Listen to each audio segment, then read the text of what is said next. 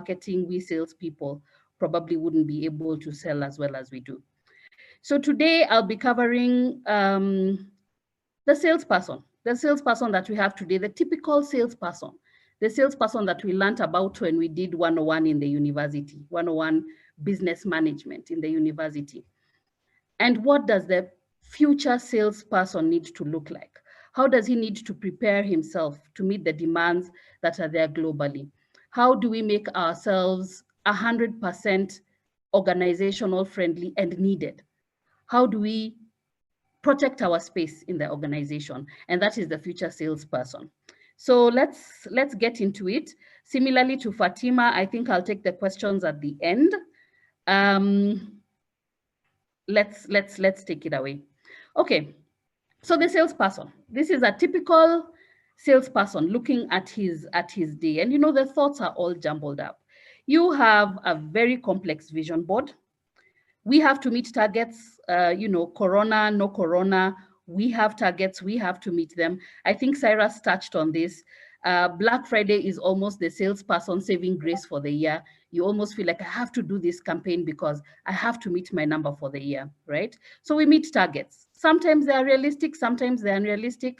Sometimes we came up with them, sometimes the organization possibly forced them down our throat, but we have to meet targets. We still also have to understand the consumer and the customer. So we have to go out there, understand what does the supermarket need? What does general trade need?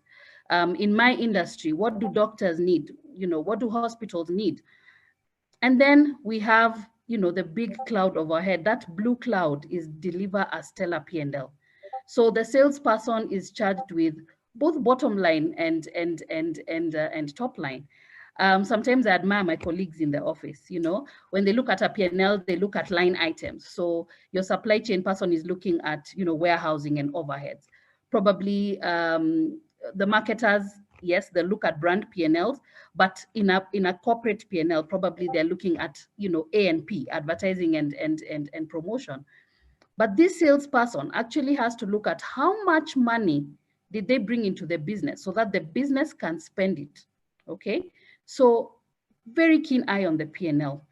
This same salesperson is also looking at delivering a proper route to market. Now we have route to consumer, yeah? With the pandemic, the salesperson is being told, look for different ways of selling. Stop selling in the supermarket, stop selling in general trade. Look at tabletops, look at how to sell directly to the customers. Look at e-commerce, right? The salesperson is also being charged with route to business. How are you going to get to more people? How are you going to get people to use your product more often? Okay, so this person is sitting and having a crazy vision board. And this is the vision board of every salesperson, be it they're selling tissue to the person who's selling the most complicated, you know, complicated mechanical gadget. Everyone is faced with these problems as a salesperson. Let's go on to the next slide.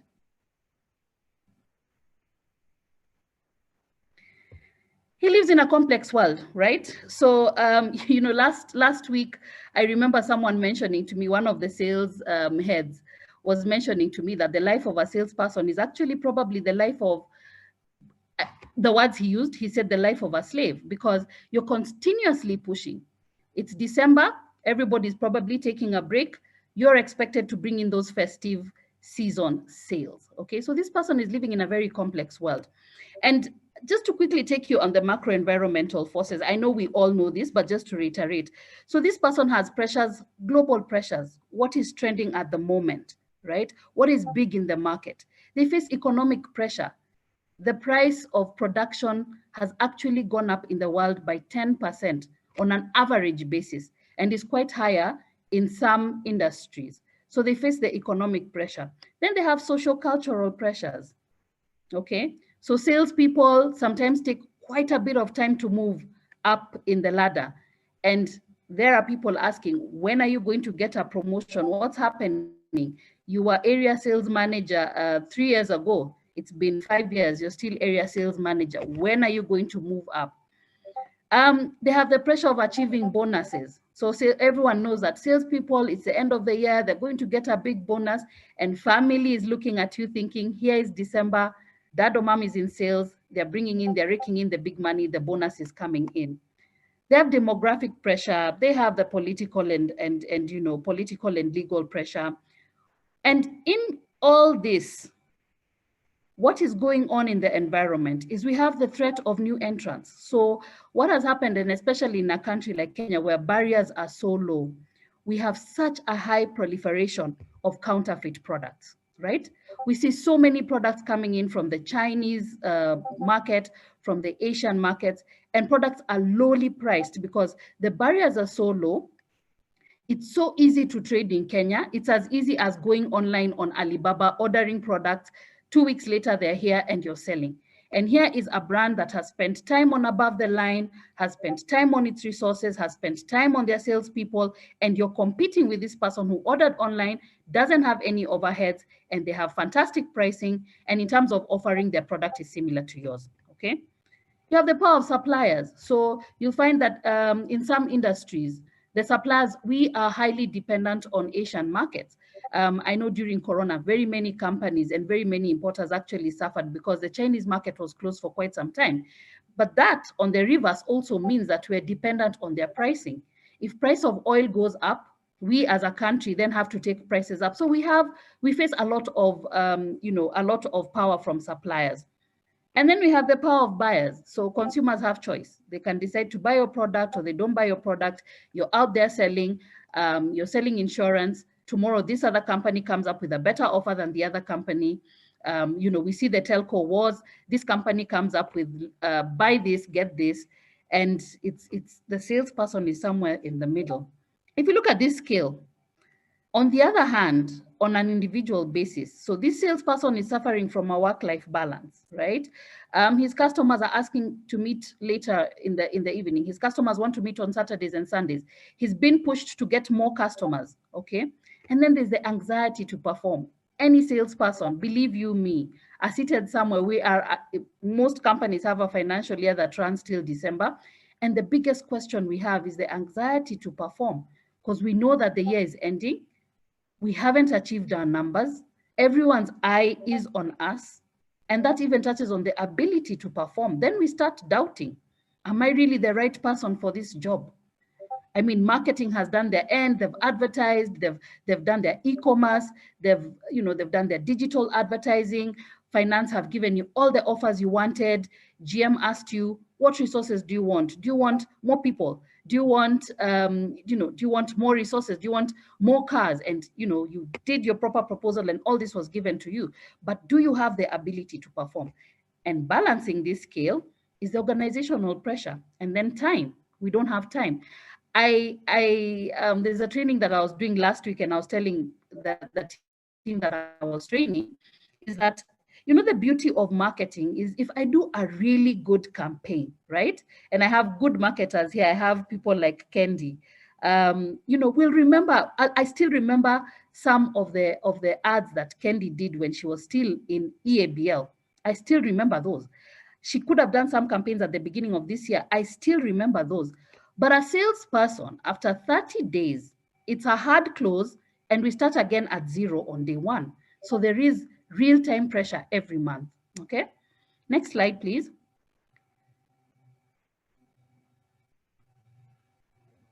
And we are used to a traditional way of selling, but does it really exist? Yeah. So if you look at the way we currently sell, what do? We have a starting point where we're told, here's the product. Alice, go sell the product. We go do our pricing. We target our customer. We go and sell to that customer. We give them the proposal and tell them this price is 10 shillings. If you buy 20, you'll get a discount. You'll pay at this point. I can give you 45 days. I can give you 30 days. And the customer says yes or no, pushes back, and you close the sale, and you have your order book, and you come back to the company and you say, job well done. And you're told, fantastic job, you did your role, right? So it's very linear. In fact, the basic of sales is actually the 7 steps of selling. Everyone knows the 7 steps of selling. And at every step, these are the do's and don'ts, right? It's very planned. At the beginning of the month, you have a target, go out and meet your target, make 30 calls a day, make X number of calls per month, make sure that 70% of these calls turn into, strike rates and all that. And all companies have this. And it's non-disruptive. Yeah, I have 30 days to do this. I'll meet customer X on Monday, B on Tuesday. I'll go back to week 2. I'll go back and check on their closed sales. I'll deal with difficulties. It's very non-disruptive. And then it's conclusive. At the end of the month, I either met my target or I didn't meet my target at the end of the quarter, and so on and so forth. So that is the traditional way of selling, how we all know it, right? And even when you enter into a selling environment, probably your day 1 training will be about the 7 steps of training. But does it really still exist? I think is the question that we have to ask ourselves today. And I know that most of the people on this call are actually marketers, but also as the world continues to get as dynamic as it is getting, marketers are actually becoming salespeople. And many people in the organization are actually becoming salespeople because the consumer wants to have a discussion even with the quality manager to understand about the quality of his product. And therefore, the quality manager has to understand the aspects of selling. The marketers are going out there to the field. They're doing focus groups with consumers. They're going to, they're going to the supermarket. They're going to the field and meeting consumers and meeting trade. They therefore also have to sell. So everybody in an organization, every organization is a selling organization. Next slide, please. So now this salesperson is under fire, okay?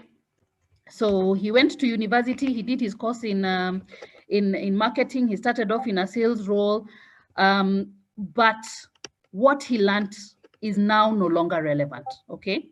So he learned linear, he learned planned, he learned clear, he learned non-disruptive, he learned conclusive, then he learned repeat 1 to 7, repeat 1 to 7. And the best salespeople are the people who could repeat 1 to 7 very well. But what is happening is that this traditional way of selling is actually completely irrelevant in the world that we live today. And why do I say this? So linear, let's look at linear. So I start off by doing my plan, I sell, and I close out by having my order. But what is happening is that people are now paying for commodities even before getting them, okay? So I have 2 seconds of engagement where someone has gone on an e-platform, they've seen a good product and they've ordered it and they've paid. So me with my 7 calls or my 7 steps of a call, I now have 2 steps. I have someone who went online, chose the product even before I talked to them, they've paid and they've bought. So my linear method is not working anymore. Is it planned anymore? Again, look at online purchases where you have to plan for the unplanned. So today, you go on your online portal, you find 7 complaints and 30 purchases. You can't make a trend because tomorrow it's the opposite. You have 30 orders and 1 complaint. So you have to plan for the unplanned, okay? It's no longer clear. So I remember when I started off in advertising, and then, later on moved into marketing, it was very clear that an LSM was supposed to behave, or a certain person in a certain category had to behave. And I think Fatima mentioned it quite well. So what people, we started off by categorizing people as an A or a B or a C or a D. Then later on, it became more complicated. We started off with LSMs. But are these LSMs what truly they are? Because we say a person who's probably an A or a B, just to use the old style of segmentation, is someone who would be living in Kileleshwa, Kilimani, Runda, Karen, and so on and so forth.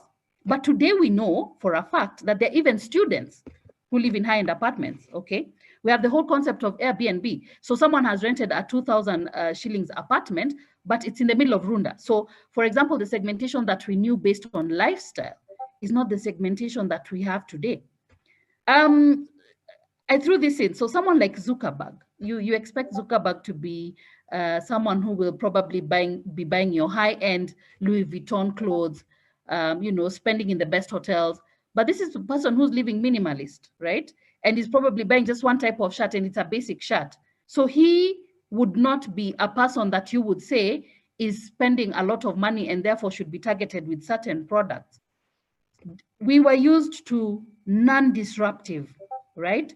As salespeople, we knew that I'll enter my car, I'll go and sell. I'll have a good day at the field today. I'll visit Carrefour, start off and, end up at such and such a place, Kariobangi, and then come home. But it's now very disruptive. Corona happened, and many companies didn't know what to do with their salespeople. I also run an organization that trains people on sales capability and route to market. And during Corona, I had a lot of questions from people and sales managers who'd come back to me and tell me, Alice, we didn't plan for Corona. What do we do? The salespeople are scared to go out there. Two, they feel it's unfair. Everyone else is working from home or working from the office, but the salesperson wants to have that face-to-face interaction. How do I change my route to market to make sure that product reaches to the market? Okay, that was the biggest question that I got during this period. In an industry like ours, where, for example, the salespeople have to visit doctors, those are real eminent fear. How do I go and see a doctor at this moment? How do I visit Nairobi Hospital? How do I visit Kenyatta Hospital? And this is where sick people are, and I don't want to get sick. So people were not prepared for Corona. Sales teams more so were not prepared for Corona. So everybody else could carry their laptop and work from home, but the salesperson, it was flummoxed, because what could he do? He couldn't, it's not as easy to close a deal on the phone. It's not as easy to close the deal using your laptop. It's not as easy doing e-sales. A lot of sales are done because of relationship building, and we depend a lot on interacting with our customers and seeing them face to face. So it became, what we thought as non-disruptive is now disruptive. And then conclusive. So we knew the 7 steps of a call that ended up with getting an order. But what is happening today? A deal is not a deal because someone buys something online and return it, okay? So what you thought was a closed deal is not a closed deal. Or you sell to a customer and they push back and say, we're actually having difficult times, we're not able to pay you. So what was a closed deal is no longer a closed deal. Yeah, so the salesperson is actually under a lot of fire. And please, marketers, understand where the salespeople are coming from. It's a very difficult period for us. Yeah, let's go on.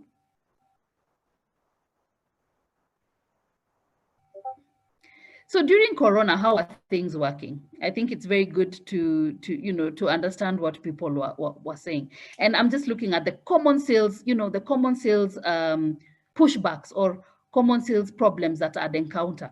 So people would come back and tell me, Alice, the customer closed, right? I went to his shop and I found he actually closed and he owes us money.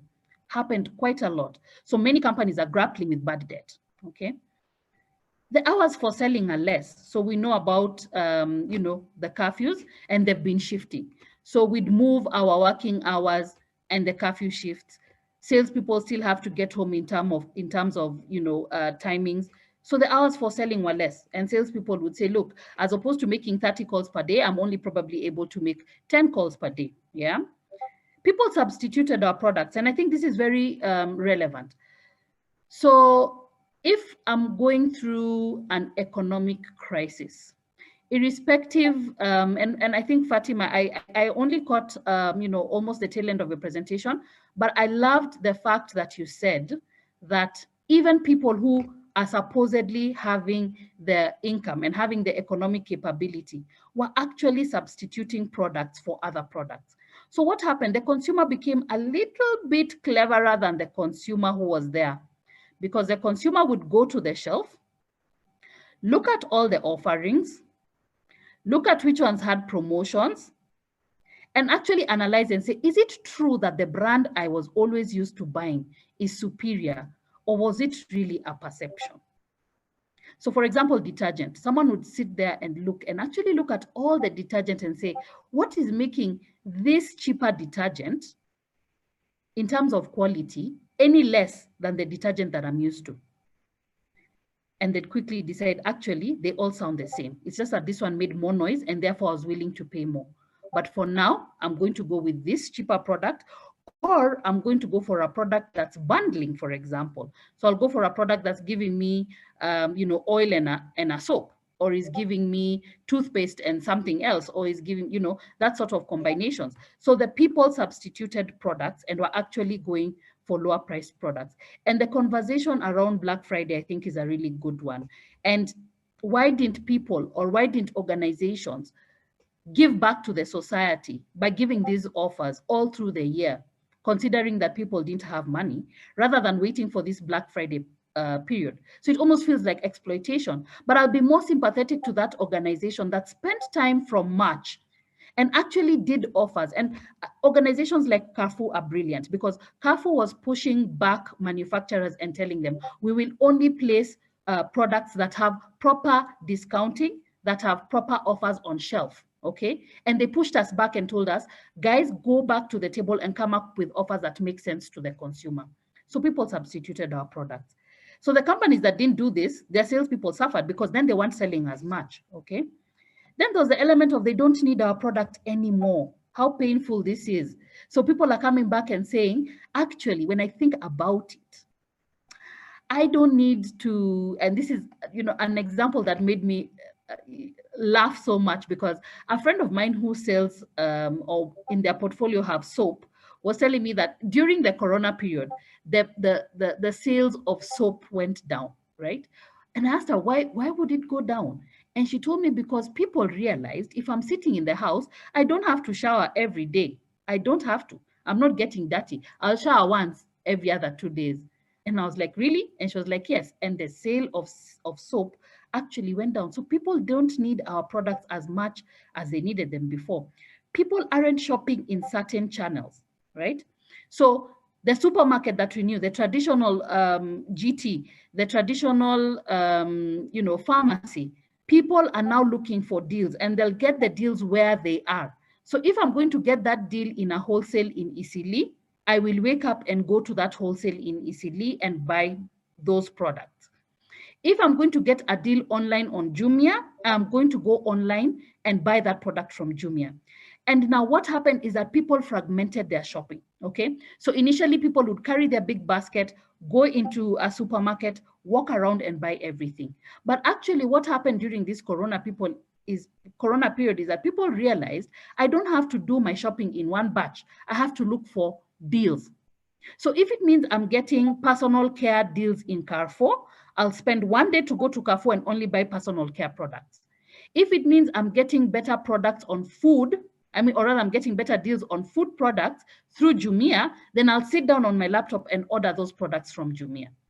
If it means on detergents, plastics, and whatnot, I'm getting a better deal in wholesale, then I'll spend a day and go to wholesale and get those products. So shopping became fragmented. People aren't spending one large amount of money in one channel. And as our salespeople also have to understand this, gather this information and take it back to our marketers. We have to gather these insights. And as marketers, let's push the salespeople and tell them, what are the new emerging channels where we can sell? Where are people buying products, right? So as a marketer, I will do the above the line, but in terms of promotion, let me know where I need to promote. Is roadshows really the way to go? Do they add value? Or should that roadshow be a caravan that's also selling and meeting consumers on the way and selling deals, rather than a roadshow that has a few dancers who are passing through the estate making noise? So it's, and this is where I'm saying the two, marketing and sales, have to be a couple, and have to work together and come up with proposals that work for the current situation. And then, of course, there is, I'm so far from meeting my target. I'm getting a lot of this. So I'm so far from meeting my target. I feel like giving up. I'll start again next year. I mean, why should I struggle? It's already November. It's already December. Why don't I wait for this new period? So Corona has been a period where the salespeople have had to relook how they do things in the traditional way. Let's go to the next slide.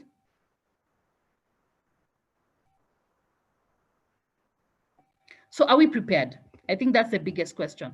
I'm having meetings with my team. I'm having people with, I have a few organizations that I talk to on sales capability. And I always ask them, are you guys prepared?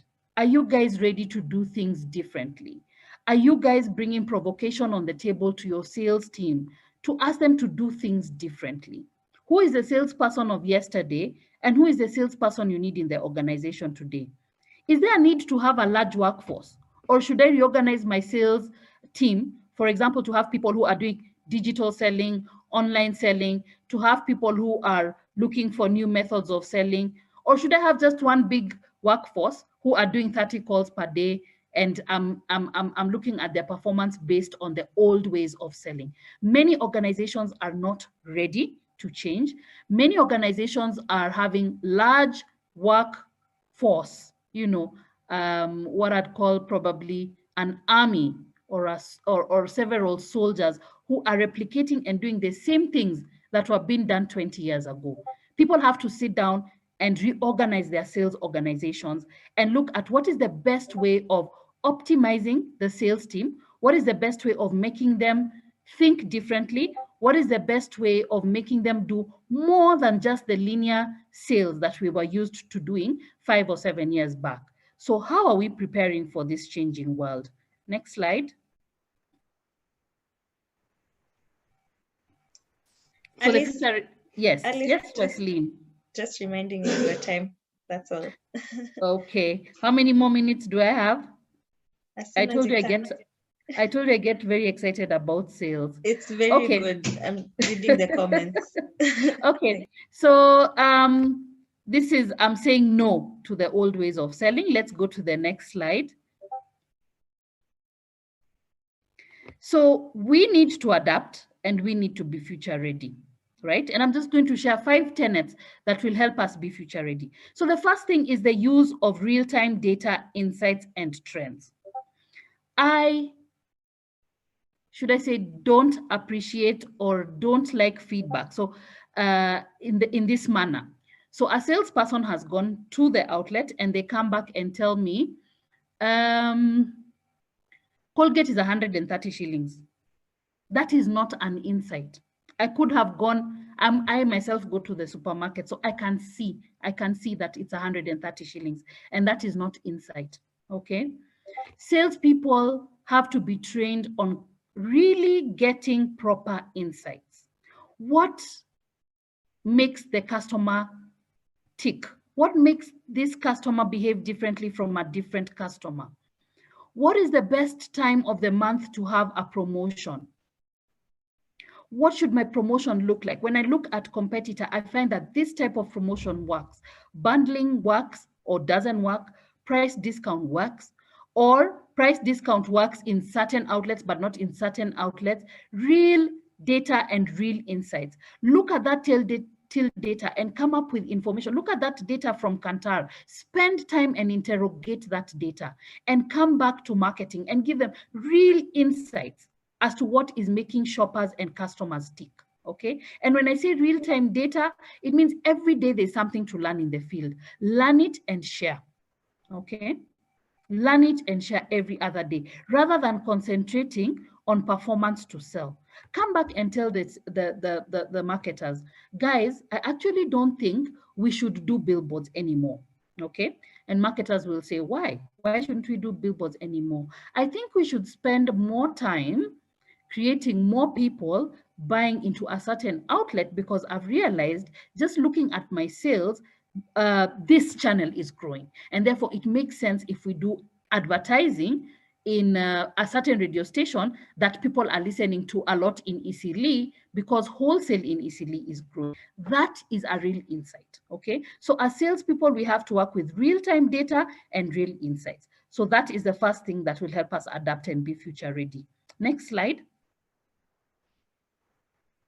The next one is end-to-end. So I struggle with salespeople on this a lot. So salespeople only want to know one thing. What is the price of the product to the customer? Okay.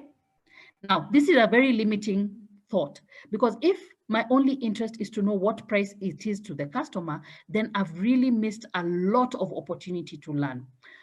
Salespeople need to understand what was the price of producing that product, okay? Quality. So why am I selling to you this product expensively is because my company has spent a lot of time on research and development to ensure that this product drives value for you and is a quality product. Salespeople need to know the back information. What makes this product stand out from another product? Why is this person paying slightly more for this product compared to another product, rather than just knowing only the price element? Salespeople have to be inquisitive, and they have to work with finance. Actually, I always tell my salespeople, you're a mini GM. Why are you a mini GM? Because you need to understand from finance what we need to drive. You need to give recommendations on pricing, right? You need to give recommendations on resources. So you're actually a cost center to the organization. You need to sit down with marketing to understand what their plans are and that the plans are driving your sales. You need to sit down with quality to understand that the quality of the product is being delivered every time. You need to understand you need to understand supply chain. Are they going to deliver your product on time in full? And if they're not, why? They need to understand end to end. So it's not just about understanding the price of a product. Okay, so this is the future ready salesman. The salesperson of the future has to learn how to disrupt and unlearn unlearn linear selling. Okay, the salesperson has to appear when they're needed at any point of the sale. So it's not only at the transactional period of the sale when there's an exchange of product. It has to be at different levels of the sale. I might want to meet you just to understand, and today I'll not buy. Okay, I might want to meet you at an after sale point where I bought your product, it's not working. I want you to come back and explain to me how it works. So the salesperson has to be ready to appear at any point of the sale. The salesperson has to think differently and put color to the product. And that's what you see there. The salesperson is a painter. He has to look at it from what value have I added to the product? The brand was created by the organization, but what value did I add to that brand? Okay, next slide. I'm getting to the end, Wesley. I'm getting to the end, 2 more. The salesperson and the brand are one, okay? So the fine line between brand and sales continues to thin out. Relationship selling is getting more important. People are buying people and not buying brands. People actually want to make their salespeople happy. You've built a relationship with me. And I give a good example. I've had the same relationship manager in Standard Chartered for the last 15 years. Even when he moves to a different department, he's still the person I call and say, do you think this is okay? Does this still make sense? What he has done, he has sold to me a relationship rather than a product. So the salesperson and the brand person have to be one. Next slide.